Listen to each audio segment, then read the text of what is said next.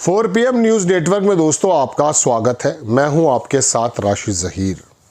Jeffrey Epstein, पहले उसके बारे में एक लाइन और उसके बाद आपको एक ऐसे अखबार की खबर जो इसराइल का जेरूशलम पोस्ट है, उसमें मोदी जी की मीटिंग के बारे में क्या खुलासा हुआ ये बताऊंगा। जेफरी एप्स्टीन एक ऐसा तस्कर जो छोटी बच्चियों के साथ दुष्कर्म करता और कराता था और दुनिया के बड़े बड़े दिग्गज उसमें इन्वॉल्व हैं। इस तरह की तमाम फाइल्स निकल कर के आ गई और जब उसके बारे में रिपोर्टर्स ने लिखना शुरू किया, कलेजा फट जाएगा आपका। उसके फोटोग्राफ्स 1,80,000 से ज़्यादा और 35,000 दस्तावेज़ और बहुत बड़े पैमाने पर वीडियोस जो आई हैं, उसमें पता चल गया कि ये सफ़ेद पोश अंदर से कितने काले हैं। एक लाइन उसके बारे में सिर्फ बताऊंगा।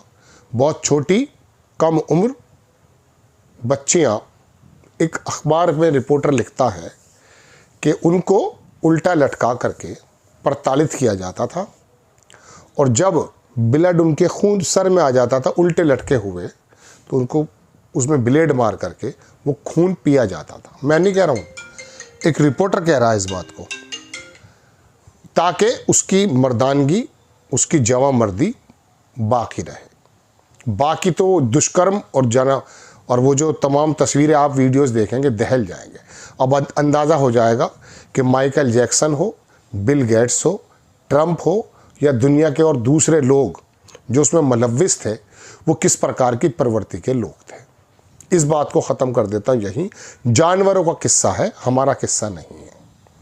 बात यह है कि इसराइल के सबसे बड़े अखबार पर खबर ये आई दोस्तों, जो मैं आपको दिखाने जा रहा हूँ। उसमें लिखा है कि मोदी जी ने जो मुलाकात की थी ट्रंप से और इसराइल के प्रधानमंत्री बेंजामिन नेतन्याहू से, वो इसी दलाल के कहने पर की गई थी। मोदी जी की ना कोई फ़ोटो आई है, ना कोई वीडियो आई है, अलबत्ता मेल में उनका जिक्र है। पहले आप देखें जेरूशलम पोस्ट ने क्या छापा है। जेरूशलम पोस्ट ने छापा कि Indian PM Modi visited Israel जो विजिट किया at suggestion of Jeffrey Epstein के सजेशन के बाद उन्होंने इसराइल का दौरा किया था। जब आपको याद होगा कि ट्रंप से मिले थे और अगले महीने जून और जुलाई की बात है, जा करके वह समुंदर पे बेंजामिन नेतन्याहू जो गजा का नरसंहार का हत्यारा है, जिसको आईसीसी और आईसीजे ने वारंट निकाल रखे हैं, मुल्कों के सफ़र नहीं कर सकता, गिरफ्तार हो जाएगा, उसके बारे में खबर है कि उससे जो मुलाकात हुई थी वो इस दलाल के माध्यम से हुई थी। जेरूशलम पोस्ट छाप रहा है जो आपकी स्क्रीन पर लगा हुआ है। आगे लिखते हैं रिलीज्ड फाइल्स इम्प्लाई। लिखा अखबार नीचे यह है कि इंडियन प्राइम मिनिस्टर मोदी टुक एडवाइस इस दलाल से ली गई है, ये अखबार लिखता है।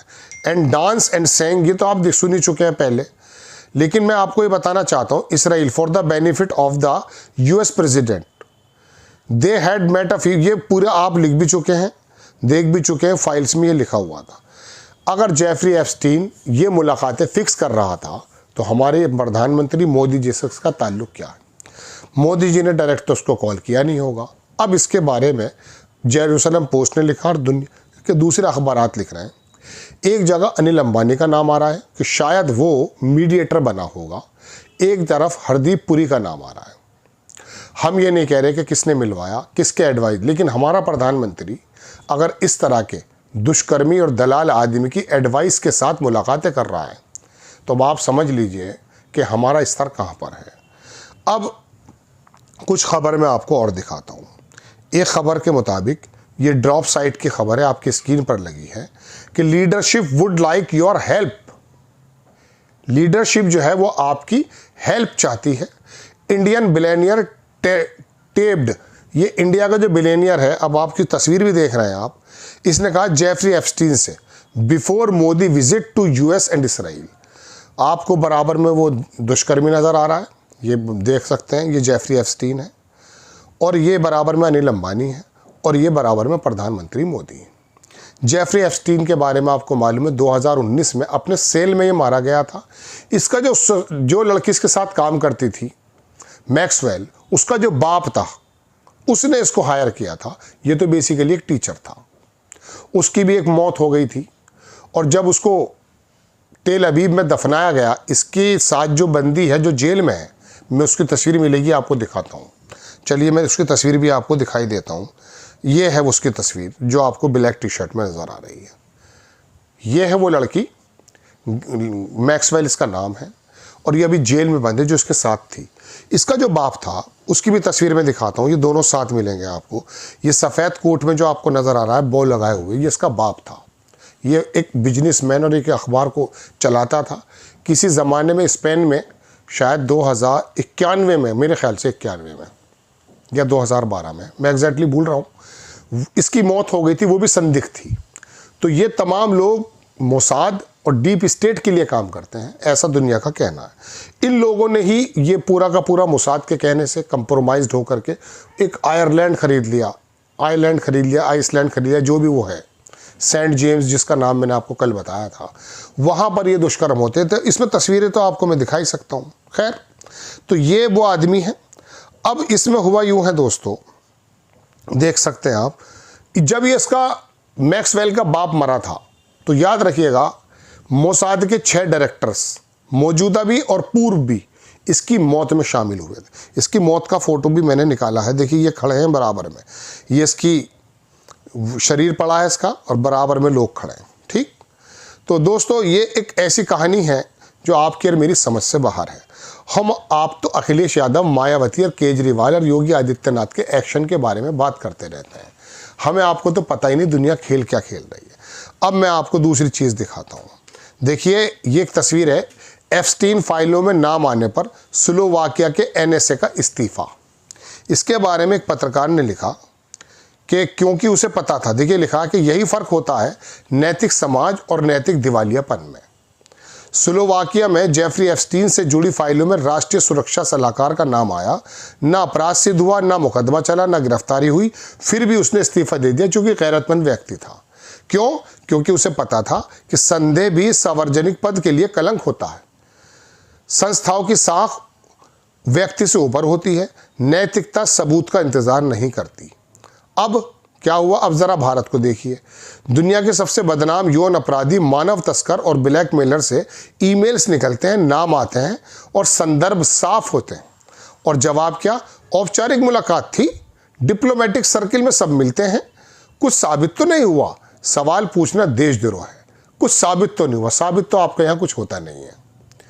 यानी इस्तीफा नहीं, जवाबदेही नहीं, शर्म नहीं, पाकिस्तान चले जाओ, विदेशी षड्यंत्र है, भारत को बदनाम ना करो।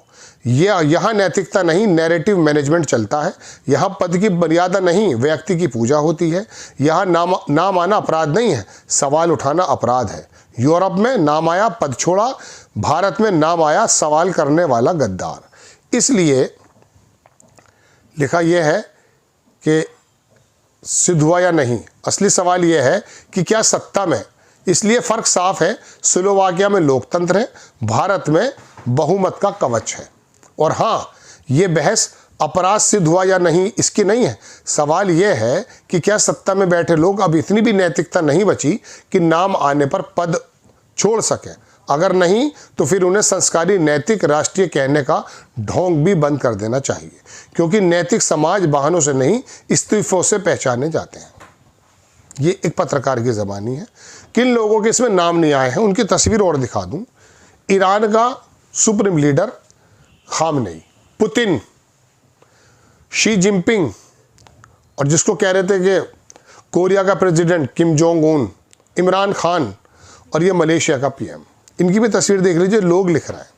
मैं आपको सिर्फ ये बताने के लिए हाजिर हुआ था दोस्तों कि अब इसराइल के अखबार ने बता दिया कि दरअसल जेफरी एप्स्टीन जो मोसाद का आदमी था, उसके मशवरे के बाद मोदी जी की मीटिंग हुई। क्यों मीटिंग कर रहे थे, क्या मसला था, बता तो सही। ऐसे आदमी से मिलना। जय हिंद।